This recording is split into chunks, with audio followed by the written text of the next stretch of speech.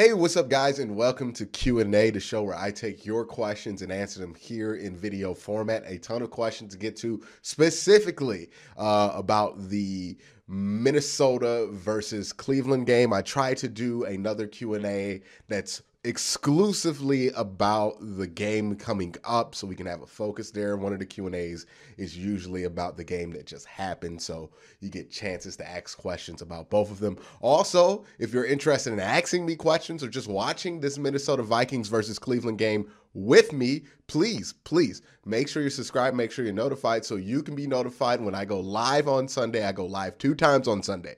One at 1 o'clock when the game starts for the watch along. We have a lot of fun in the watch party. So join me there, and also another notification when I go live later on in the day for the post game show. So if you want to get your fill of content in on Sunday, your fill of Browns content in on Sunday, then please make sure you're subscribed and notified so you don't miss out on those live streams and also the videos that come out after that. So again, guys, please make sure you're subscribed and notified. But without further ado, let's jump into the questions because I have quite a few of them today.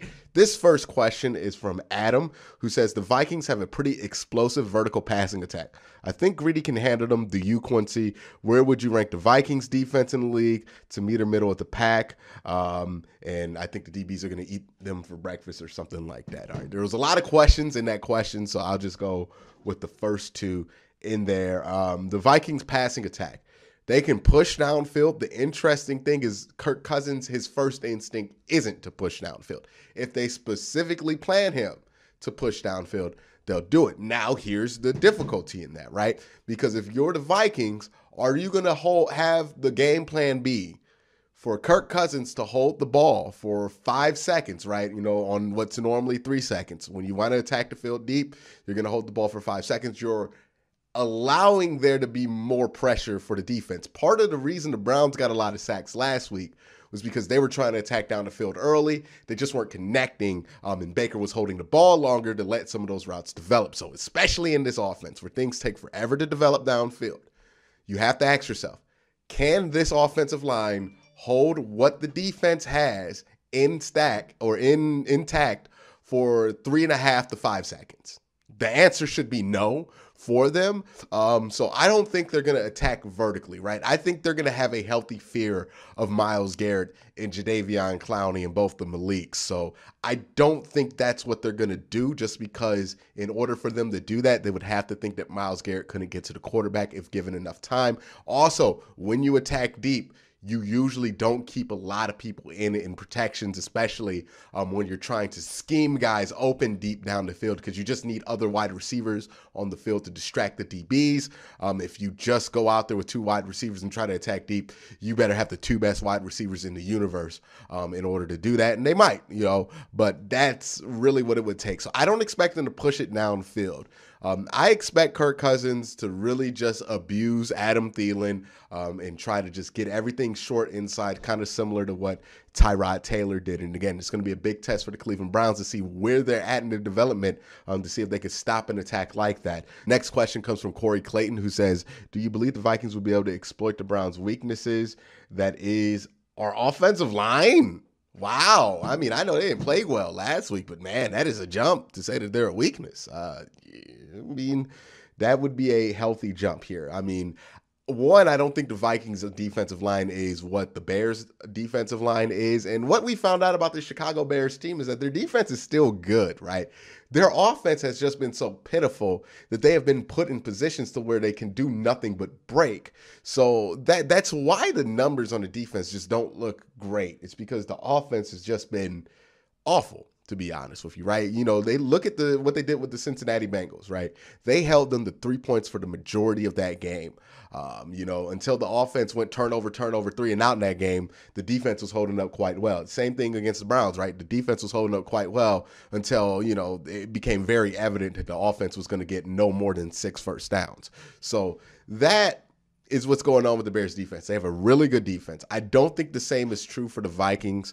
Maybe the Bears with Khalil Mack and all the guys that they have, Mario Edwards, they can really attack the Browns if they're not having a great day offensive line-wise. But I don't expect the Vikings to have the same success there. The next question comes from Wesley, who says, hey, Q, since Kirk tends to be bad under pressure and Miles and Clowney have consistently gotten pressure in all 3 games, do you think that will affect the Vikings passing attack? I think that's definitely going to affect how the Vikings game plan, as I said earlier, right? I don't think they're going to try to attack deep here. I don't think they're going to let Kirk Cousins hold the ball long.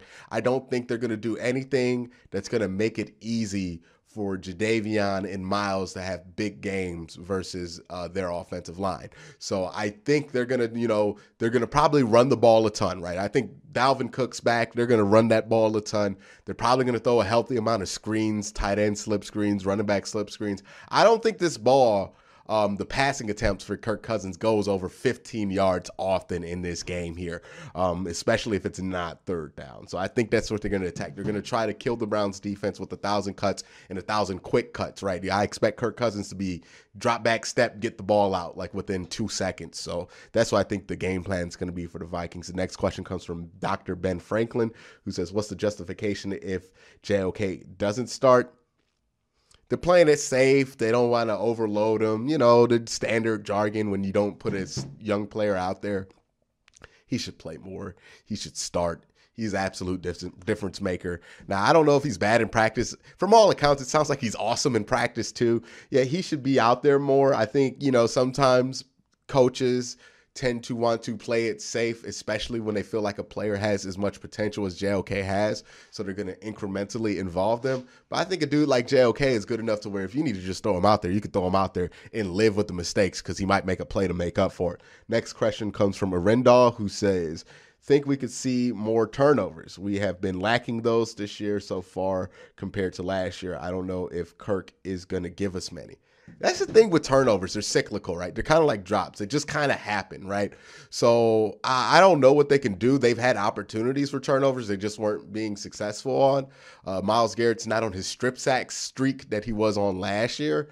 There's a lot of time for that to happen. I think turnovers are something that it's kind of hard to explain, but they happen in rhythm. So right now, it's not a turnover time for this defense, but I think it'll come. You're going to get a number of turnovers every year. It's just when is it going to come is more or less the question. Next question comes from CT, who says, do you see Baker throwing for over 300 yards and 3 touchdowns against a weak Minnesota secondary? If not, what do you see him doing? I feel like this will be his statement game, but I want your thoughts. I think that's going to be the game plan going in, right? Because the weaknesses on Minnesota's defense is definitely that secondary, as I've covered it in the preview.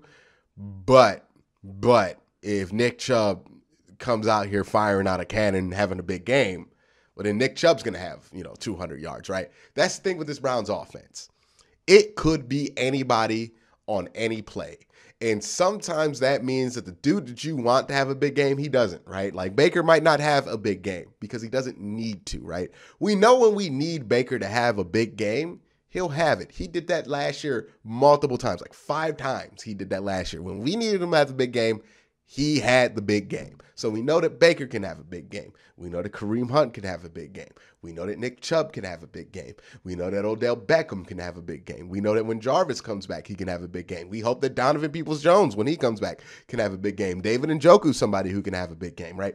The thing that's going on with the Browns offense is what you see with NBA super teams and why they are so hard to stop, right? When we go back and rewind the clock to, I know nobody likes this team and nobody should like this team, but the KD Warriors, right? What made them so dominant is that Steph Curry didn't have to have a good game, or Klay Thompson didn't have to have a good game, or Draymond Green, he never had a good game offensively in that era.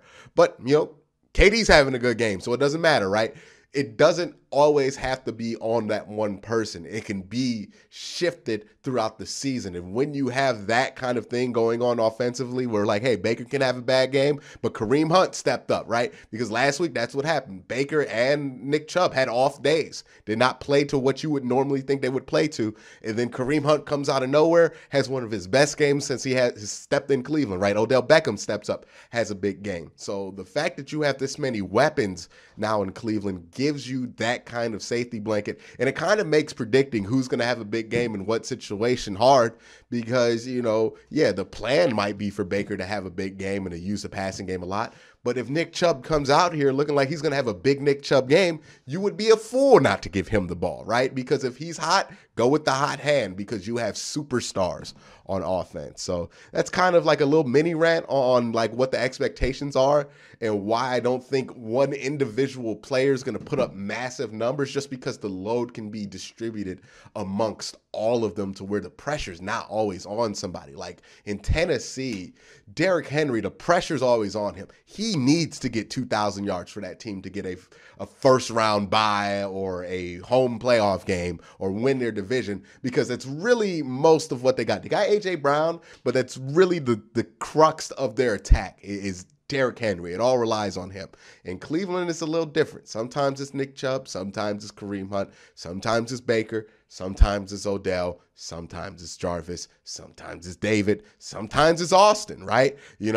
That's the luxury that this team has and why, it's going to be hard to predict who's going to have a big game here. But the next question comes from Bitta, who says, who is the one player in the Vikings that you're scared of Browns the most? Adam Thielen, because Adam Thielen is the kind of guy that would have a big game against his secondary. The next question comes from Corey Nolan, who says, Q, how's it going, man? Do you think Joe Woods is going to blitz more? Absolutely not. Not this week. Kirk Cousins actually really good against the blitz. Not great when he gets pressured, but if you blitz him, that's not the way to get pressure on him, right? If you blitz him, he gets rid of that ball quick. He's a smart enough veteran quarterback to know where to throw the ball to when you blitz.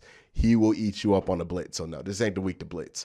The next question comes from Hunter, who says, hey, Q, Kareem Hunt, if Kareem Hunt continues to play like he does, and the 1-2 punch of him and Nick continue to work, what are the odds of them re-signing him long-term? I'm not trying to dunk on anybody who has asked this question, but I do know that this question has been asked. I do want to point out the fact that I think Kareem Hunt is signed through this year, next year, so he's already extended. I don't know if he gets another extension after that, right? Because Demetric Felton, let's be honest here, right? Don't really make much sense to keep Kareem Hunt after his contract, his extension is up, which, hey, you got an extension on him, so that's great. So Chubb and Hunt, they're going to be together for this year and next year at least. But Demetric Felton, he is somebody who is begging for more touches, more carries, and more everything. And, he kind of does the same stuff that Kareem Hunt does. So the replacement's on the roster. So I don't think he's going to get an extension past that. But that doesn't mean that or diminish the enjoyment that we're going to have of Kareem Hunt while he's still here. The next question comes from David, who says, confidence level in Greedy. Got to see it to believe it.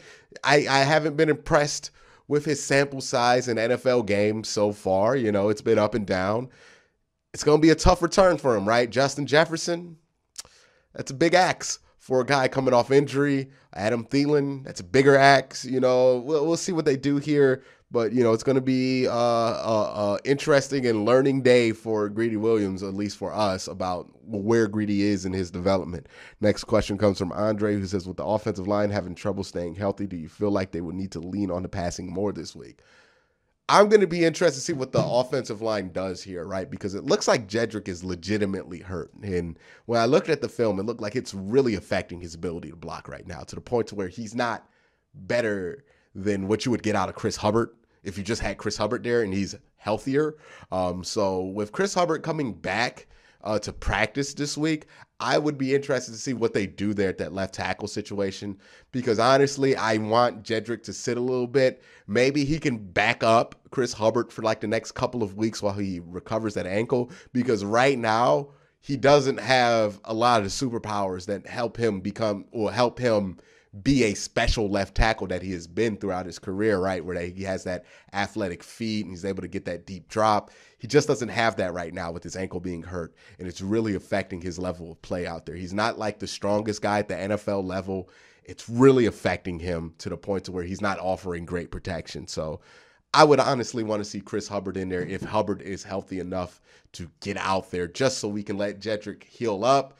Couple of weeks maybe, and then by the time you get to the meat of your schedule where you play these division games, you can have a healthy Jedrick Wills, which will just be better for your offense overall. But that is it for the pre-Minnesota questions. Again, guys, thank you for asking. Make sure that you're subscribed and notified so you can join me on the live streams on Sunday. But have a great day and have a good night.